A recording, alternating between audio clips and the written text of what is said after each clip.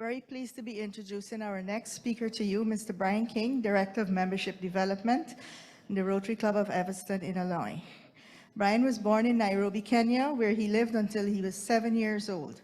He then moved to Des Moines, Iowa, where he grew up. Brian earned his Bachelor of Arts in Anthropology and Psychology from the University of Iowa. He completed his master's at the University of Florida in anthropology with a specialization in African studies and development administration.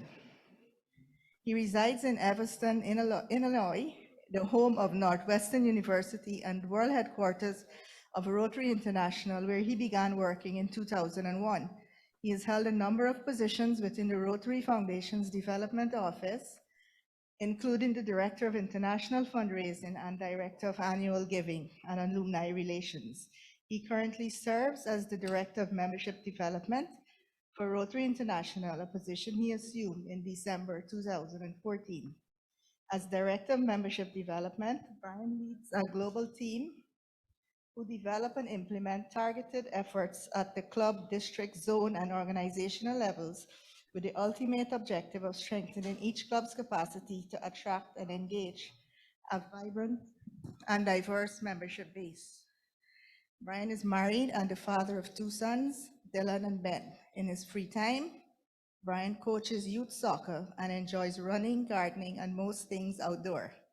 Brian is also a proud member of the Rotary Club of Evanston, a Rotary Foundation benefactor, and a multiple Paul Harris Fellow. Please join me in welcoming Brian King to deliver his presentation. Thank you. Thank you so much. Good afternoon, everyone. It's such a pleasure to be with you all, to be with District 7030 again. I think it has been over 10 years, maybe close to 12 or 13 years since I've had the opportunity to visit with you all. I really am grateful for Governor Sonia for this invitation. Thank you. And special thanks to my dear friend, David Edwards, whom I've had the privilege of working with for many, many years. I think the last time I was visiting you all, I was actually boarding a plane with now past President Barry Rassin and many delegates from Trinidad and Tobago on the way to Suriname for a very similar event.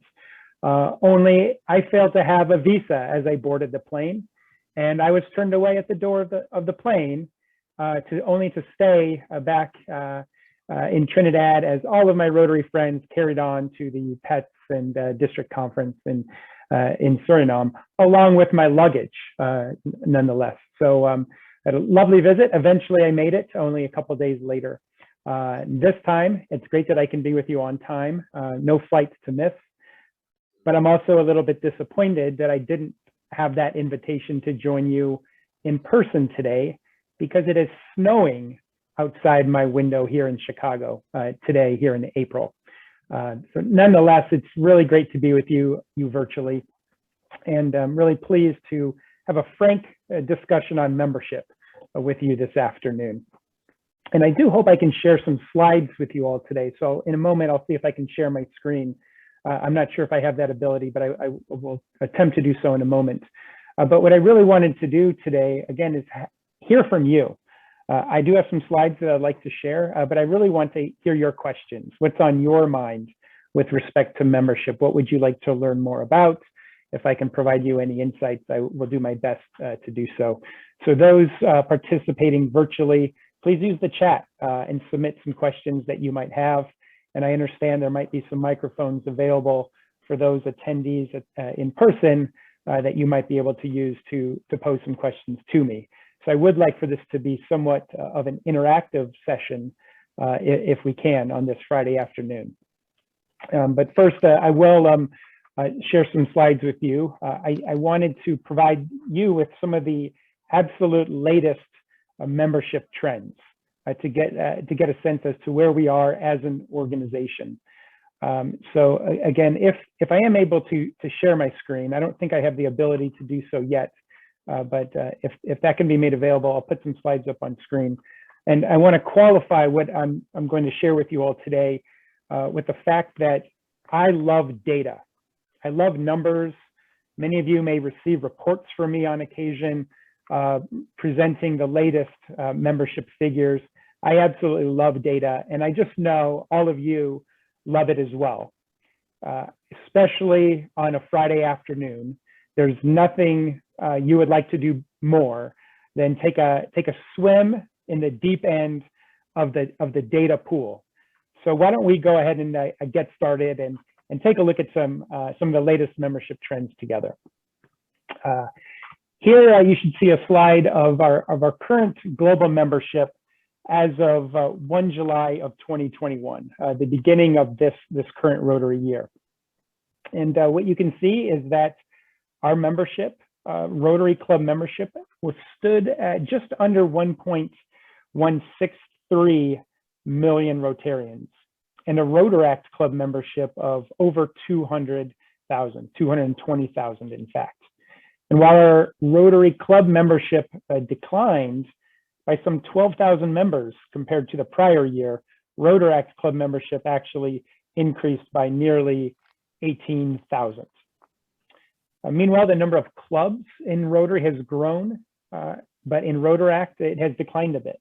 And what we generally find is that districts and regions experiencing the greatest growth in membership are the same districts and regions that are having the most success in forming new and innovative club models. I don't think that's a coincidence. Now, also, as you can see on the slide, what the gender makeup of our membership is. We talk a lot about diversity in Rotary, as it is one of our core values. Rotaract actually has achieved gender parity, with over 52% of Rotaractors being women, whereas in Rotary, women only make up 24% of our Rotary Club membership, with really no change over the past year. So you can see, while we continue to kind of differentiate and report Rotary and Rotaract membership separately, we're also beginning to use more inclusive language that makes it clear that Rotaract is indeed now a distinct membership type of Rotary International, and that we truly value these members for their new ideas and their creative ways in which they're supporting our causes. So collectively, and this is some language you'll begin to hear more and more, is that Rotary is comprised of 1.4 million people of action, working together, 1.2 million Rotarians and over 200,000 Rotaractors in more than 46,000 clubs, bringing positive change to communities worldwide. So that's an important distinction that you're starting to hear and we're making.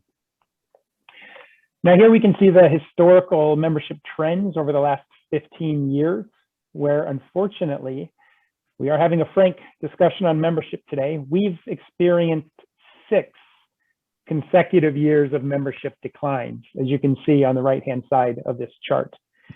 But we also know that membership trends vary greatly by region, right? Even within regions, which we'll get to in just a moment. But first, let's take a look at the presentation of those regional trends that I speak of. Here you can see on the left-hand side, Asia has grown by 26% in just the last 10 years in terms of their membership. Meanwhile, Rotary International in Great Britain and Ireland, which we refer to as RIBI, has declined by 30% in that same period. And Australia, New Zealand, and the Pacific Islands also declining by 25% over these past 10 years. On the right-hand side, you can see the region that includes District 7030. Again, over the last 10 years, the US, Canada, and the Caribbean collectively has declined by 20% in the last 10 years. This is just another way to present the regional membership trends. Here we can take a look at the composition of our Rotary Club membership 10 years ago, back in 2011, with the US, Canada, and the Caribbean making up the largest segment in that light blue or gray shade. Now, if we fast forward 10 years to 2021, this is what we see. Essentially, Asia and the US, Canada, and the Caribbean have traded places, with Asia now holding the largest portion of membership by region. So how are we all doing here? I warned you, I love data, right? So in all fairness, I did give you a warning. I thought we'll take a look at one more accurate pie chart while I pause for any questions that have been submitted so far. So go ahead and take this this graphic in. I think it's a very accurate. We may have one question, Brian. I'm seeing President-elect Tracy about to ask a question. Terrific. Tracy, please go ahead. Hi, Brian. A quick question. Any analysis that would have revealed why the growth in Asia for any particular reason? I don't know if you would have drilled down to that to see why that region is performing, outperforming the others in terms of attracting membership. Sure, it's a great question, Tracy, and I think I'll give you kind of your fee for being my plant in just a moment. I do want to talk a little bit about some research insights we have about why people join and why they stay. And there are some regional distinctions there, but also a lot of commonality. And the bottom line is that some regions and some clubs, some districts might be doing a better job delivering what their members are looking for in the first place. And again, we'll talk a lot about why people join. Spoiler, it tends to be three primary reasons. To participate in impactful local service projects, the types of projects that we've just heard about from many of your clubs. Also the ability to really form meaningful connections with other people, right? You might call that fellowship, you might call it networking, friendships. It's just that ability to form lasting relationships. And then also the personal and professional growth and development opportunities that Rotary affords. So I would suggest that the clubs and districts that are really delivering those things effectively are those that are having the greatest success in attracting new members and keeping the members that they have. And yeah, I see a question about some performance specific to this district. I think that's a timely question. I think I'm going to get to that in just a moment, in fact. Let me share my screen again. So we talked a little bit about the distinction or the nuance of even within regions where there is some variation. And I think your district, District 7030, is a case in point. I showed that chart of a membership in North America, the US, Canada, and the Caribbean, steadily declining in the last 10 years. Well, look at District 7030. You've actually flipped that. Your district has been in steady growth for the last 10 years. You're essentially an outlier for the rest of your district.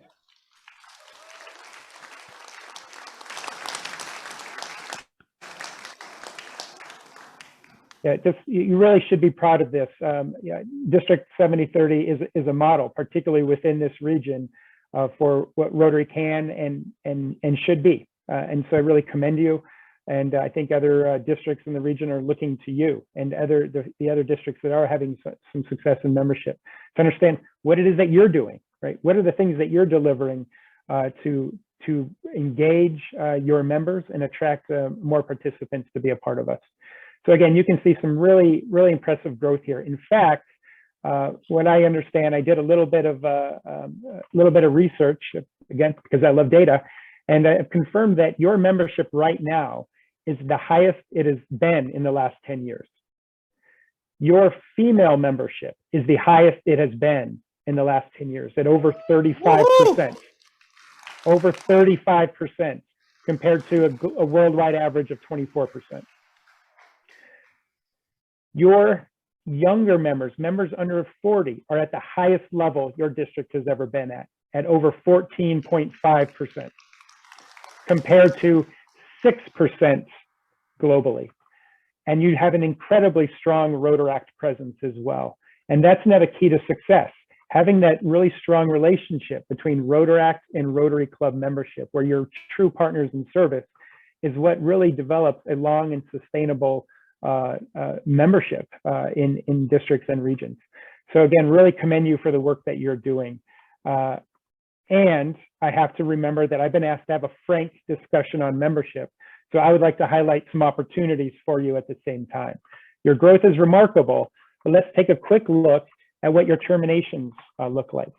The table on the screen before you now is showing the last 5 years of membership terminations grouped by tenure or length of membership of your members, where the first column indicates the count, the number of individuals that have left your clubs in less than 1 year.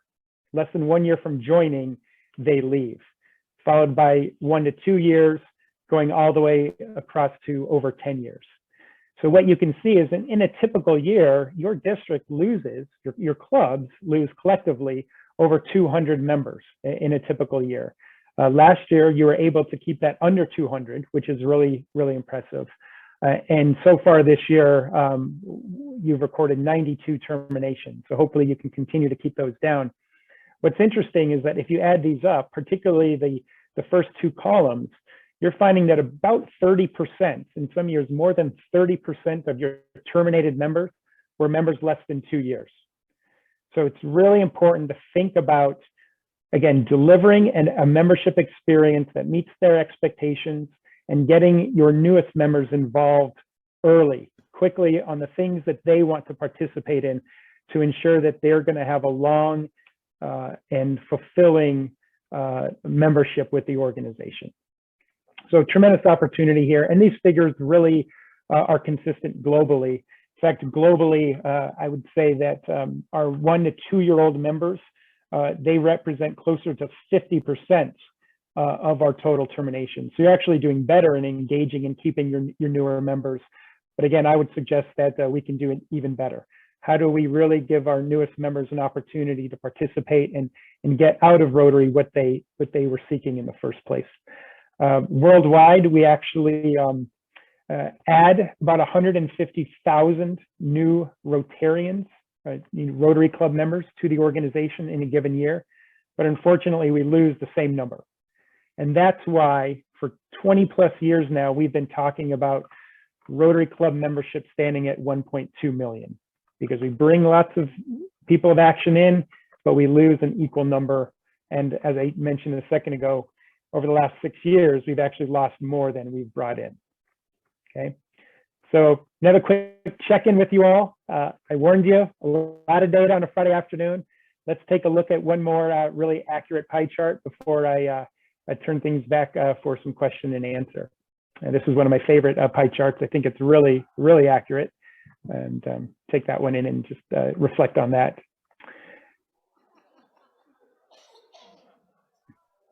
All right, any other questions? I'm taking a look at the chat. Wonder who is leaving specific age groups. We have one here, Brian. We have Giselle. Great. Hi, Brian. I know you shared that typically Rotarians may leave during the first 1 to 2 years of them joining a club. But what is really, I don't know if you have the data for that, but the number one reason why they leave, and what advice would you give to clubs as to how we could better improve this? Boy, excellent question. And I don't know if you saw my slides before I had the opportunity to share them, but here's the next slide I wanted to share with you all. Why do people leave, right? When we actually survey our terminated members, we do regular surveying of prospective members, current members, and terminated members. And when we ask terminated members why they left, they cite 3 primary reasons. And these are consistent around the world and consistent for both Rotarians and Rotaractors. And the primary reasons are the club environment or culture, they did not care for it, and unmet expectations. Those are the 2 primary reasons, followed third by financial or time commitments. And I would actually suggest that the financial and time commitment reason isn't really a reason. That is a kind of a symptom of a broader issue. And again, it's the fact that individuals are not getting value out of their membership. Their expectations are not being met. They're not happy with the club experience, and it's not worth the time or the financial investment that they're putting into it. So it's really the club culture, the club experience, and the expectations that they had when they first joined not being met. So let's perhaps dig into that just a little bit further. When we do survey our current members, right? Why they join and why they stay. This is what members tell us. Again, it can vary a little bit based on generation, by demographics, as well as by geography. But generally, this holds up pretty consistently around the world, where the primary reasons for joining is to participate in impactful local service opportunities, followed by the ability to form those connections, right? Friendship, fellowship, professional connections. That's what people are looking for. And so if we as club leaders, as clubs, are not delivering those opportunities to members, they're going to leave. And what's interesting, if you look at the second bar, at the bottom bar on this chart, why people stay, look how much the orange portion, the friendship and fellowship piece, increases. That is really the driver. That is what really keeps people involved and engaged in their clubs, because they have these really deep, lasting connections, relationships with fellow members and with community members as well. And so again, if our clubs aren't delivering these things, our members are going to leave and look for them elsewhere.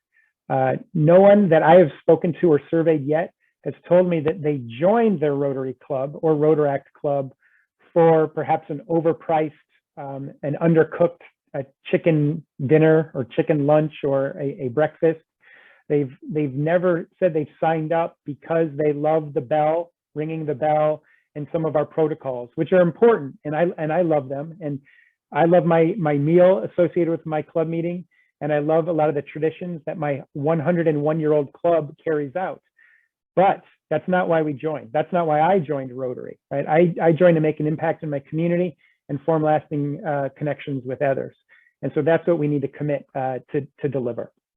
And in fact, when we do even a deeper analysis of the survey results, the responses that we receive, to really understand what does a meaningful club experience mean? What does that look like? This is really interesting. What we've actually found is that member satisfaction, right, and retention is primarily driven by the club experience. Right? Essentially, how welcome and how comfortable members feel with fellow members is the most important factor for whether or not they're going to stay involved in Rotary. It seems obvious, right? If you don't feel welcome and comfortable someplace, you're not going to stick around, you're going to leave. But this is what our members are telling us: a welcoming and experience, right? And feeling valued in the club is the single most important factor. So really, it's important that we are always looking out for our fellow members, right? Or recognizing if they don't show up, that they're missed, and reaching out to them. Having conversations with each of our members, again, understanding what it is that they want out of their membership experience, and then committing to deliver it. So again, comfort and care of our members is the single most important thing to a growth strategy, I would suggest. Now, obviously, we need to have confidence in our club leadership. The club meetings, again, need to be enjoyable, worth our time. We have just limited discretionary time that we're giving to Rotary. We need to make sure it's an experience that's worth our members' time. So quick check-in. Anyone looking like this out there? We doing okay? Everyone still awake? I don't see any more questions in the room, Brian. Okay, well, I'll give you one more accurate pie chart here before we wrap things up for the day. This is my favorite pie chart. You're tempting us now, Brian. Well, I know you all already had lunch. I'm still I'm having a late lunch today. I haven't gotten there yet. Really, I wanted to provide a little bit of humor there because there is a lot of data to dig through, and we as an organization are committed to using data to make decisions, right? So it's important that we're talking to our members, that we're listening to our members, and understanding what is that they want, and then committing to deliver it. And that's the same for you as club leaders, as district leaders. How do you ensure that you understand your members, and then you're delivering an experience that, again, that meets their expectations, that allows them to get value out of their involvement with Rotary.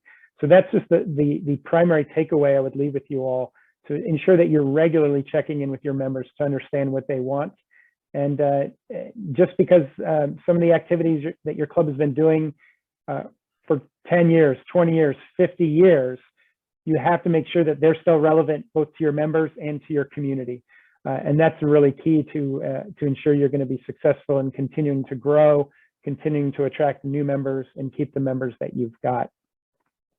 I'm checking in at the chat via Zoom here. I know there's some questions around what perhaps the gender differentiation in terms of why people are not joining. I think that's an important one. We do look at that, and a lot of it, I would suggest it might come back to that same finding around comfort and care, right? If women or younger professionals or ethnic minority groups that may not be represented in clubs today are not joining, is because maybe they don't see themselves in the club and they don't feel welcome and comfortable there.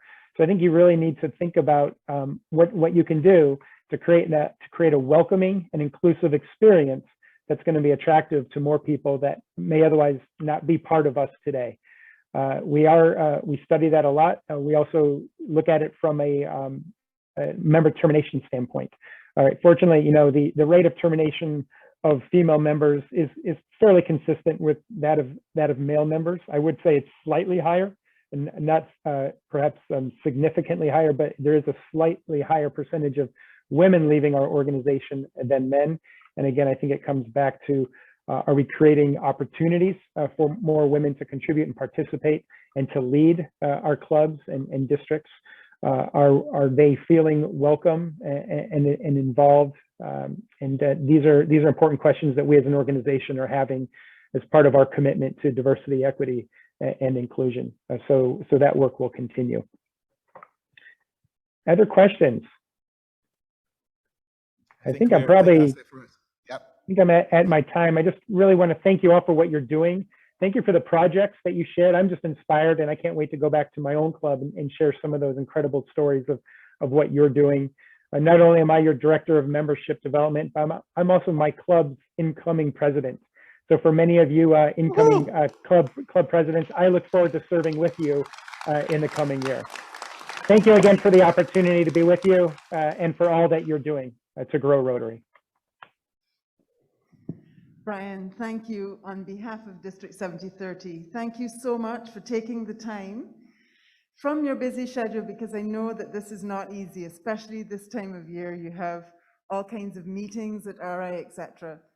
We really appreciate it. We look forward to seeing you in 7030 soon, and good luck from July. Imagine Rotary in a big way. Thank you.